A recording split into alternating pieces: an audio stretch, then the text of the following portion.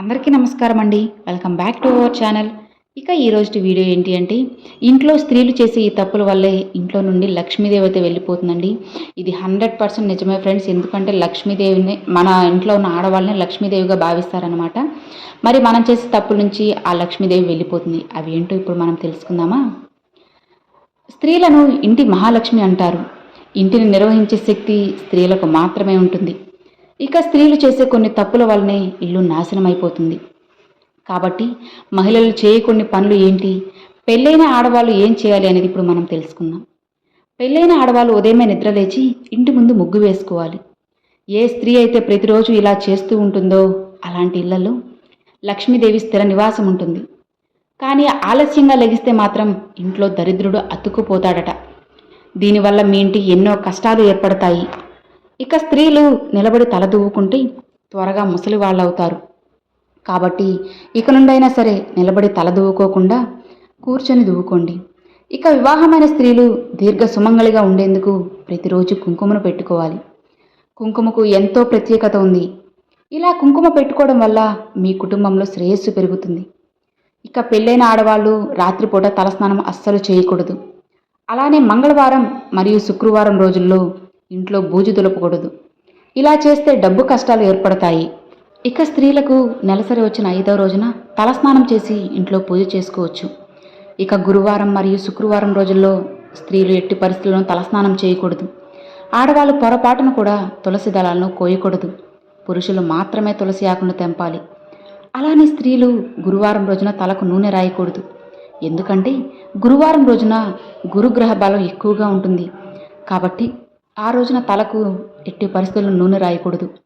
ఇక ఇంట్లో పూజ చేసేప్పుడు దేవునికి పెట్టే పూలు విడిపూల కన్నా మాలగా కట్టిన పూలతో పూజ చేయాలి. అప్పుడే పూజకు ఎక్కువ ఫలితం ఉంటుంది. ఇక ఆడవాళ్ళు ఉదయం నిద్ర లేవగానే అద్దంలో ముఖాన్ని చూసుకోకూడదు. ఇలా చేస్తే మీ ఇంట్లో ఖచ్చితంగా దరిద్ర దేవత తాండవం చేస్తుంది. ఇక శివునికి పాలతో అభిషేకం చేసేప్పుడు పాల ప్యాకెట్లతో అభిషేకం చేయకూడదు. ప్యాకెట్లో ఉన్న పాలను గ్లాసులో లేదా ఏదైనా ఒక పాత్రలో పోసి శివునికి అభిషేకం చేయాలి. ఇక ఇంట్లో పూజ చేసేప్పుడు స్త్రీలు జుట్టు విరబూసుకొని పూజ చేయకూడదు. అలా చేస్తే మీ భర్తకు మంచిది కాదు. నేలపై చాప వేసుకొని దాని మీద కూర్చొని ఇంట్లో పూజ చేసుకోవాలి. అప్పుడే మీ పూజలకు పుణ్యఫలితం ఉంటుంది. ఇక ఆడవాళ్ళు చీటికి మాటికి కంటనీరు పెట్టుకోరాదు. ఇది మీ పుట్టింటికి అలానే మెట్టినింటికి దరిద్రాన్ని తీసుకొస్తుంది. శనివారం నాడు మాత్రమే నూనె, నువ్వులు, చెప్పులు, ఉప్పు అలానే మిరియాలను అస్సలు కొనకూడదు. పెళ్ళైన స్త్రీలు తమ చేతుల మీదుగా పెరుగు అలానే ఉప్పును ఎవ్వరికీ ఇవ్వకూడదు. ఇలా చేస్తే ఇంట్లో ఉన్న డబ్బు మొత్తం పోతుంది.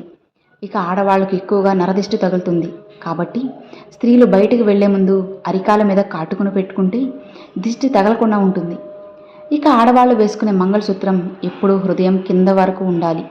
అప్పుడే వక్షస్థలం పూర్తిగా దాటి కిందకి ఉండాలి.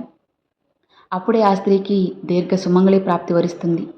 మంగళసూత్రాలకు పిన్నీసులు అస్సలు పెట్టకూడదు. ఇక అలా పెట్టుకున్నట్లయితే మీ భర్త ఆదాయం తగ్గిపోతుంది. ఇక భర్త ఇంటి నుండి బయటికి వెళ్ళగానే వెంటనే ఇల్లు ఊడవకూడదు.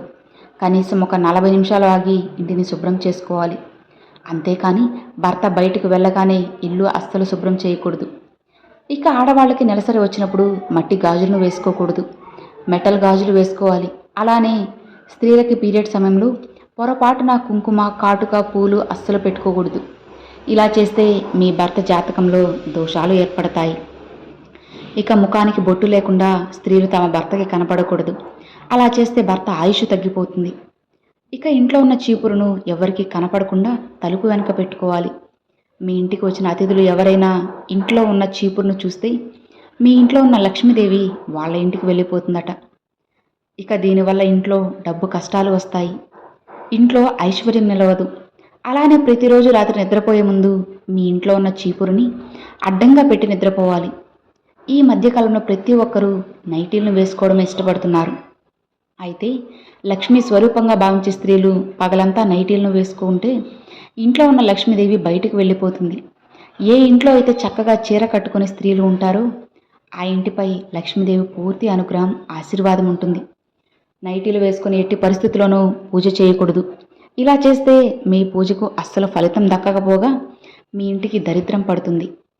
ఇక స్త్రీలు ఉదయం నిద్ర లేవగానే ముందుగా ముఖాన్ని శుభ్రం చేసుకుని తరువాతే వంటగదిలోకి వెళ్ళాలి. ఇక ఆడవాళ్ళు ప్రతి శుక్రవారం రోజున పాదాలకు పసుపు రాసుకొని ఇంట్లో పూజ చేసుకుంటే మీ ఇంటిపై లక్ష్మీ కటాక్షం ఎప్పుడూ ఉంటుంది. ఇక ఆడవాళ్ళు గుమ్మడికాయను అస్సలు కొట్టకూడదు. స్త్రీలు గుమ్మడికాయలు కొట్టడం వల్ల గర్భసంచి కిందకి జారిపోయే అవకాశాలు ఉన్నాయి. అలానే పెళ్ళైన ఆడవాళ్ళు రాత్రిపూట గాజులను అస్సలు తీయకూడదు. మనలో చాలామంది ఆడవాళ్ళు చిక్కు తీసిన వెంట్రుకలను ఇంట్లో దాచుకుంటూ ఉంటారు. ఇలా చేయడం వల్ల మీ ఇంట్లో దరిద్ర దేవత తిష్ట వేసుకుని కూర్చుంటుంది. ఇక చనిపోయిన వారి కార్యానికి వెళ్ళి తిరిగి వచ్చేప్పుడు వెళ్ళి వస్తామని అస్సలు చెప్పకూడదు. ఇక వివాహమైన ఆడవాళ్లను నలుపు రంగు బట్టలను ధరించకూడదు. గుడిలో ఉన్న దేవునికి స్త్రీలు ఎట్టి పరిస్థితుల్లోనూ సాష్టాంగ నమస్కారం చేయకూడదు. పురుషులు మాత్రమే సాష్టాంగ నమస్కారం చేసుకోవాలి. ఇక ప్రతి ఒక్కరూ చేసే సాధారణ తప్పు ఏమిటంటే, మన దగ్గర ఎంత డబ్బు ఉన్నా సరే మా దగ్గర ఏమీ లేదు, అప్పయిపోయినామని చెప్పి పదే పదే చెప్పడం వల్ల ఇంట్లో డబ్బు కష్టాలు ప్రారంభమవుతాయి.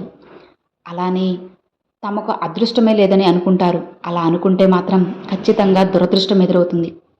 ఇక ఏ కుటుంబంలో అయితే తరచూ గొడవలు ఉంటాయో అలాంటి వారు రాత్రి నిద్రపోయే ముందు ఇంట్లో ఒక్క కర్పూరం వెలిగించి నిద్రపోతే ఇంట్లో ఉన్న నెగిటివ్ ఎనర్జీ మొత్తం పోతుంది. ఇక చేతిలో ఫ్లూట్ ఉన్న కృష్ణుడి విగ్రహం ఇంట్లో ఉండకూడదు. కుటుంబ సభ్యులతో శుభకార్యానికి వెళ్ళేప్పుడు స్త్రీలు ముందు ఉండాలి.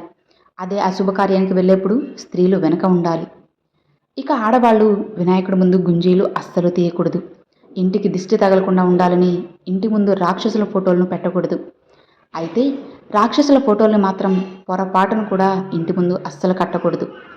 ఎందుకంటే ఇంటి ముందు రాక్షసుల ఫోటోలు ఉంటే ఇంటి యజమానికి తరచూ అనారోగ్య సమస్యలు అనేటివి వస్తూ ఉంటాయి. అర్థమైంది కదండి, ఆడవాళ్ళు ఏ పనులు చేయాలి, ఏవి చేయకూడదు అనేది. మరొక మంచి వీడియోతో మీ ముందుకైతే వస్తానండి. Thanks for watching friends.